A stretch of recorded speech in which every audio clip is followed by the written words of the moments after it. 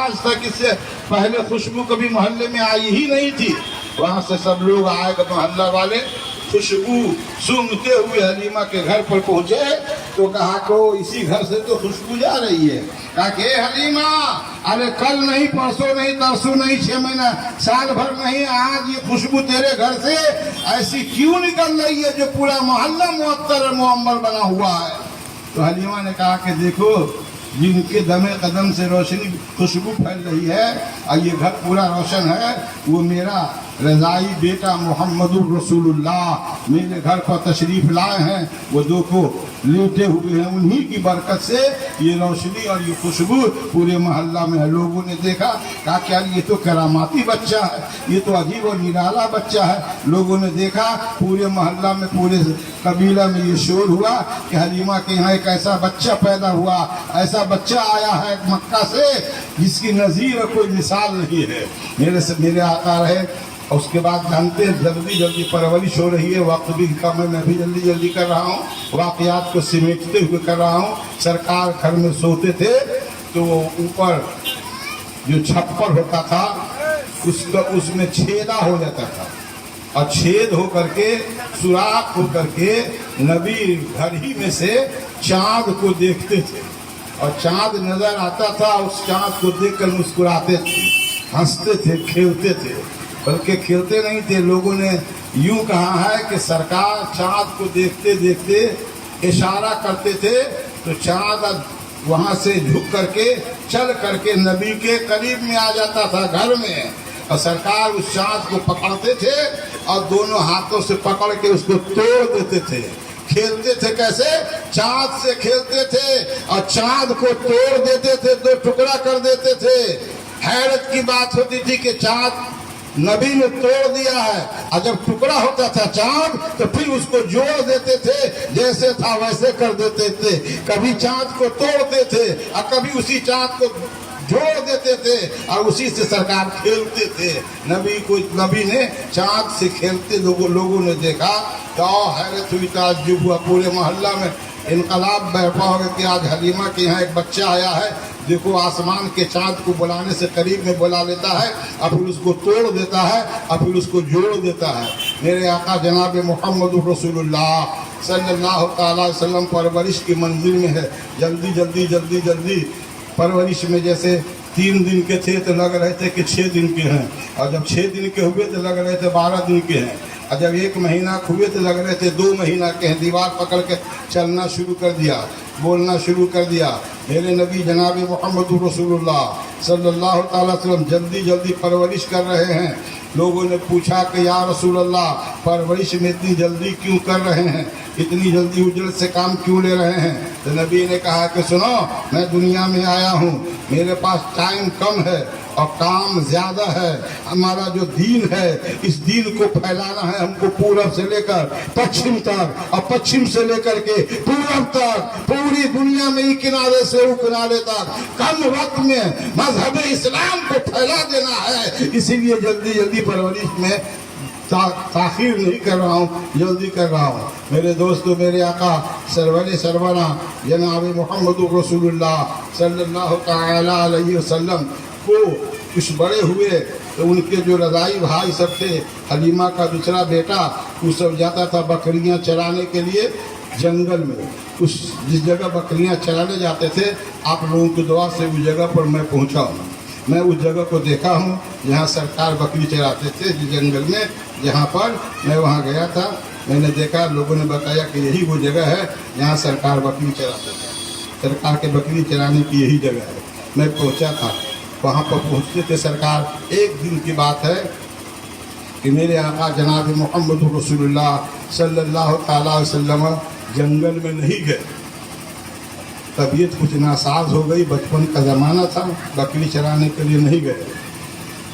تو جتنے بھیڑ تھے، جتنے بھی جانور، موذی جانور، چیر پھاڑ کرنے والے، وہ جانور جنگل میں جو تھے، نبی کو جو نہیں دیکھا آج، تو وہ لوگ آپس میں بیٹھ گئے، اور بیٹھ کر سارے بھیڑ، سارے موذی جانور مشورہ کرنے لگے کہ محمد رسول اللہ آج نہیں آئے ہیں، زیارت ہم لوگوں کو نہیں ہو پائی. کیسے زیارت ہوگی؟ कैसे हम जियारत करेंगे? तो लोग सब सारे जानवरों ने मशवरा किया कि बताते हैं कैसे मशवरा। जाओ हलीमा की बकरी को उठा करके ले आओ, जंगल में जो चल रही है बकरी को उठा करके पीठ पे लाद करके ले आओ। और जब ले आओगे तो हलीमा को जो मालूम होगा कि हमारी बकरी को शेर ले गया उठा करके, तो उस बकरी को छुड़ाने के लिए हम लोगों के बीच में मोहम्मद रसूलुल्लाह आएंगे। और जब मोहम्मद रसूलुल्लाह बकरियों को छुड़ाने के लिए आएंगे तो हम लोग खूब जी भर के ज़ियारत कर लेंगे। जाओ ले आओ बकरी। शेर गया और बकरी को पीठ पर लादा और लाद के भागता हुआ जंगल में चला आया।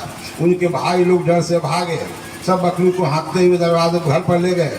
माई से कहा कि ओ माई, गजब हो गया, किसी की बकरी को नहीं ले गया है शेर, हमारी बकरी को उठा करके ले गया है जंगल में। उधर मोहम्मद रसूलुल्लाह बैठ लेटे थे, जैसे ही मालूम हुआ कि मेरी बकरी को ले गया है, सरकार उठे और कहा कि तुम लोग यहीं रहो, बकरी छोड़ा करके मैं लाता हूँ। मैं बकरी को जंगल से ढूंढ करके लाता हूँ। सब लोगों ने रोका, मोहल्ले के लोगों ने रोका, हलीमा ने रोका, उनके भाइयों ने रोका कि भाई मत जाओ, बहुत बड़ा मूजी जानवर है, बहुत बड़ा शेर है, तुमको ईजा पहुंचा देगा, तुमको चीर फाड़ देगा, तुम नहीं जाओ। तो मोहम्मद रसूलुल्लाह ने ज़बान नबूवत से जवाब दिया, ए मेरे भाइयों खामोश रहो, चुप रहो, बकरियों के अंदर इतनी हिम्मत कहाँ है, इतना मजाल कहाँ है कि हमारे ऊपर कातिलाना हमला कर दे। मैं जा रहा हूँ तन्हा जंगल में और अपनी बकरी को छोड़ा करके शेर से बचा करके ला रहा हूँ। सरकार अकेले चले गए जंगल में, और जंगल में जाने के बाद आवाज दिया, पुकारा, आवाज देकर कहा कि ऐ शेर, ए शेरों, ऐ जंगल में रहने वाले मूसी जानवरों, अरे कहाँ हो, मेरी बकरी को लेकर के फौरन हाजिर हो जाओ। कहते हैं कि जंगल में जितने शेर थे वो तमाम शेर बकरी को जिंदा लेते हुए आए, जबकि होना ये चाहिए था कि जैसे शेर ले गया तो बकरी को फाड़ देता, चीर देता, गोश्त को खा लेता, हड्डियों को तोड़ देता, चबा देता, सिर्फ खाल फूस रहने देता, लेकिन बकरी को जिंदा नहीं छोड़ता। मगर शेर भी जानता था कि ये बकरी जो हम लोग लाए हैं, ये बकरी मोहम्मद रसूलुल्लाह के लाए हैं, जिनसे पूरी कायनात, जिनका पूरी कायनात एहतराम करती है, इज्जत करती है, जिनके ताबे पूरी कायनात है, चांद सूरज सितारे जिनके ताबे हैं, उनकी बकरी को लाए हैं हम। जैसे नबी ने कहा मेरी बकरी हाजिर करो, देखा कि नबी की बकरी को सारे मूजी जानवर जो थे वो सब जैसे ले गए थे, वैसे ही बकरी को हाँकते हुए सब ला रहे हैं। नबी की बारगाह में ला के बकरी दे दिया, कहा हुजूर ये बकरी आपकी है, लीजिए, इसको कोई ईजा हम लोगों ने नहीं पहुंचाया है। मकसद बकरी ले जाना नहीं था, मकसद ये था कि बकरी ले जाने के बहाने से आपकी ज़ियारत कर लूं, आपको मैं देख लूं, आपको देखने के लिए हम लोग बकरी ले गए थे, लीजिए अपनी बकरी। मेरे दोस्तों, सरकार मदीना जनाब मोहम्मद रसूलुल्लाह सल्लल्लाहु तआला अलैहि वसल्लम की परवरिश हो रही है। कुछ ही दिन के बाद फिर जंगल में सरकार गए तो फरिश्ते आकर के आपके सीना को चाक किया, जिसको कुरान में कहा कि अलम नशरह लका सदरक। सरकार के सीना को फरिश्तों ने चाक यानी चीरा, और सीना चीर करके सीना में जितने भी आलाइश थे, गंदगियाँ थी, वो तमाम को निकाल के बाहर किया, और उसमें नूर मार्फत फरिश्तों ने सीना के अंदर रख दिया और फिर उसको टाँक दिया, और टाँक करके सीना को, उसको जख्मों को छोड़ा दिया। सरकार, बचपने का ज़माना है, सरकार वहाँ से जब चले तो शोर हो गया, घर पर मोहल्ला में शोर हो गया कि नबी को मोहम्मद रसूलुल्लाह को भेड़िया ले गया है, शेर ले गया है, जंगल की तरफ उठा करके चीर फाड़ कर दिया होगा। हलीमा रोते हुए चंद साहबियों के साथ जंगल में पहुंची, और जंगल में पहुंचने के बाद सरकार को ढूंढने लगी, देखा कि वहाँ खड़े नजर आ रहे हैं। ये हलीमा गई और अपने बेटे को सीने से लगाई, कहा कि बेटा तुम्हें शेर उठा करके ले गया था, सीना चीर दिया है। कहा कि अम्मी जान मुझे कुछ नहीं हुआ है, दिखा दिया सीना, सिर्फ टाँका दिया हुआ था।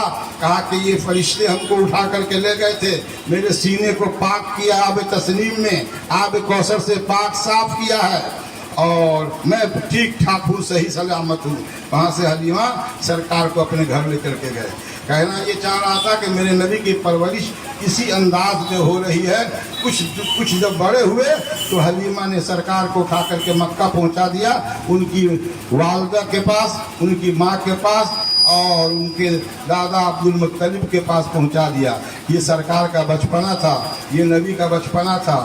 آئیے آخری ٹائم میں موت کے سلسلے میں 2-3 باتیں سماعت کر لیجئے تاکہ دونوں موضوع پر کام ہو جائے، بات ہو جائے۔ موت معین ہے، مقرر ہے۔ قرآن میں موت کے بارے میں آیا ہے کہ نہ کسی کو موت نے چھوڑا ہے، نہ کسی کو چھوڑے گا، نہ کوئی موت سے بچ سکتا ہے، نہ بچ سکے گا۔ یہ موت یعنی ایصال ثواب، موتا کی میت کو ایصال ثواب بخشنے کے لیے یہ محفل منعقد ہوئی ہے۔ موت کے بارے میں یہ آیا ہے کہ ایک شخص، اسی بات پر میری بات بھی ختم ہو جائے گی، ایک شخص کہتے ہیں کہ خواب بہت بھیانک دیکھا۔ کیسے خواب دیکھا؟ خواب یہ دیکھا کہ ایک شیر منہ پھیلا کر کے مجھ کو رگید رہا ہے، میرا پیچھا کر رہا ہے، دوڑا رہا ہے، میں بھاگ رہا ہوں اور شیر مجھ کو دوڑا رہا ہے۔ دوڑاتے دوڑاتے دوڑاتے دوڑاتے دوڑاتے وہ بھاگتا رہا۔ ایک مقام پر جب پہنچا تو دیکھا کہ تم پیچھے سے شیر آ رہا ہے، پہنچ گیا ہے، پیچھے سے حملہ کر لیا۔ تو وہ وہاں کنواں تھا، ایک کنواں میں چلا گیا اپنے آپ کو چھپنے کے لیے۔ جیسے ہی کنواں میں گرا تو ایک ٹہنی تھی، درخت کی ٹہنی اور ڈالی تھی، اس ڈالی کو پکڑ لیا اور پکڑ کر کے کنواں کے اندر، اور اسی درخت کے ڈالی کو پکڑ کر کے وہ پناہ لیا، بیٹھ گیا۔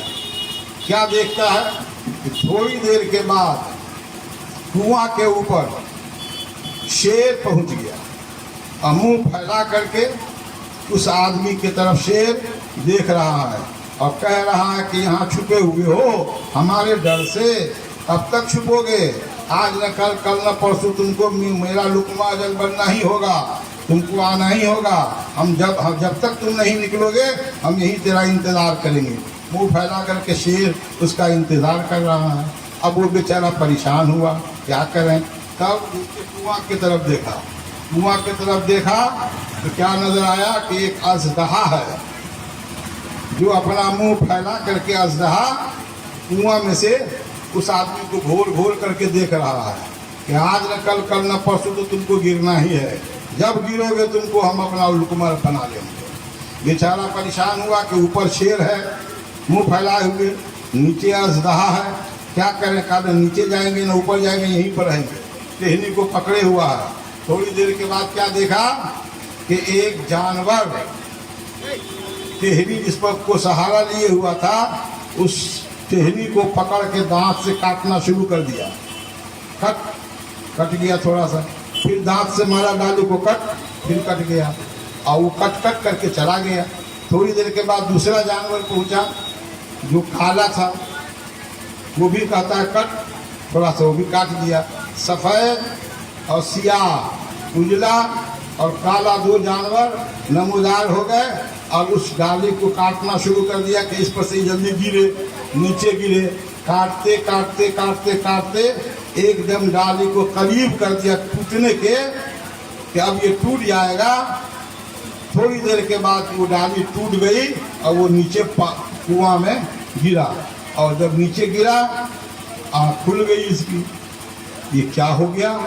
اوپر شیر تھا، نیچے اژدہا تھا، اور یہ 2 جانور آ کر کے ہمارے سہارا لینے والے ڈالی کو کاٹ رہے تھے، ہم گر گئے، ہم اس کے منہ میں چلے گئے۔ یہ خواب تھا۔ یہ بیچارہ پریشان اٹھا اور گیا ایک معوذ کے یہاں، فال نکالنے والے کے یہاں، تعویذ لکھنے والے کے یہاں گیا، کہا کہ حضور ایک فال بتا دیجئے، تعبیر نامہ بتا دیجئے۔ کہا کیا تعبیر ہے؟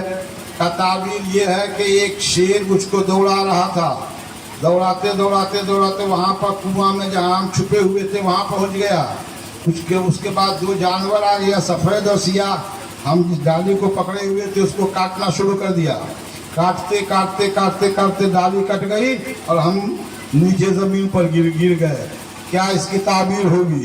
کہا کہ یہ تو خواب نہیں ہے، یہ تو حقیقت ہے۔ دنیا میں جتنا آدمی ہے سب اس کو دیکھ رہا ہے اور سب اس کے نرغے میں پڑا ہوا ہے۔ کا مطلب یہ کہ اوپر جو شیر تم کو دوڑا کر کے لایا تھا وہ شیر نہیں تھا، تم یہ مت بھولو کہ وہ شیر ہے، بلکہ وہ ملک الموت کا فرشتہ تھا جو تم کو رگید رہا تھا، تم کو دوڑا رہا تھا۔ جہاں جاؤ گے تم کو وہاں جا کے پکڑ لیں گے۔ تھوڑی دیر کے بعد موت کا فرشتہ جو وہاں پر پہنچا منہ پھیلا کر کے دیکھ رہا تھا، تم کو شیر لگ رہا تھا، وہ شیر کے مثل، شیر کے مانند وہ تھا، لیکن تھا وہ فرشتہ۔ نیچے جو تھا کنواں کے نیچے منہ پھیلائے ہوئے اژدہا، وہ اژدہا نہیں تھا، کہ وہ تمہاری قبر تھی جس قبر میں تم جاؤ گے۔ وہ قبر آج بھی منہ پھیلا کر تیرا انتظار کر رہا ہے۔ قبر کی مٹی کہہ رہی ہے، اے غافل انسان، کب تک تو غافل رہو گے؟ تم کو تو ایک دن یہاں آنا ہی ہوگا، یہاں پہنچنا ہی ہوگا، ہمارے پیٹ میں آنا ہی ہوگا۔ وہ قبر تمہاری تھی جو منہ پھیلا کر کے دیکھ رہا تھا۔ اور وہ جو چوہا سفید اور سیاہ تھا، وہ چوہا کیا تھا معلوم ہے؟ تمہارے زندگی کے لمحات تھے، تمہارے زندگی کے ایک رات سفید کے شکل میں اور ایک دن سفید کے شکل میں، رات کالی چوہا کے شکل میں، وہ تمہارے زندگی کے لمحات تھے، وہ تمہارے زندگی کے ایام تھے۔ یہ تو ہر آدمی کے ساتھ ہے، ہر آدمی اس سے گزر رہا ہے۔ قبر میں انتظار کر رہی ہے، قبر انتظار کر رہی ہے، اور شیر اسے ملک الموت کے شکل میں اسے دوڑا رہا ہے، اور چوہا ایک رات کے شکل میں اور ایک دن کے شکل میں جو تیری ڈالی کی زندگی کو کاٹ رہی ہے۔ ایک دن کٹتا ہے، دوسرا دن کٹتا ہے، زندگی کے لمحات کٹ جائیں گے، تم کو گرنا پڑے گا اور تمہیں قبر کے اندر جانا پڑے گا۔ میرے دوستو، موت کو اس کو کہتے ہیں، اور اس سے سب کو جوجھنا ہے، سب کو اس سے گزرنا ہے۔ اللہ تعالی ہم سارے لوگوں کو موت کو ہر وقت یاد رکھنے کی توفیق عطا فرمائے۔ موت ہر لمحہ یاد رکھیے، غافل نہیں ہوئیے گا۔ جو موت کو بھول گیا وہ غافل ہو گیا، اور غافل جو ہو گیا تو وہی آدمی دنیا اور مافیہ سے بے رابطگی ہو گیا۔ اس لیے موت کو ہر وقت یاد رکھیے۔ اللہ تعالیٰ آپ کو توفیق عطا فرمائے۔ طوفان نوح لانے سے چشم فائدہ دو بند ہی بہت ہے، اگر کچھ اثر کرے۔ وما علینا الا البلاغ۔ السلام علیکم، کھڑے ہوئیے، السلام پڑھیں۔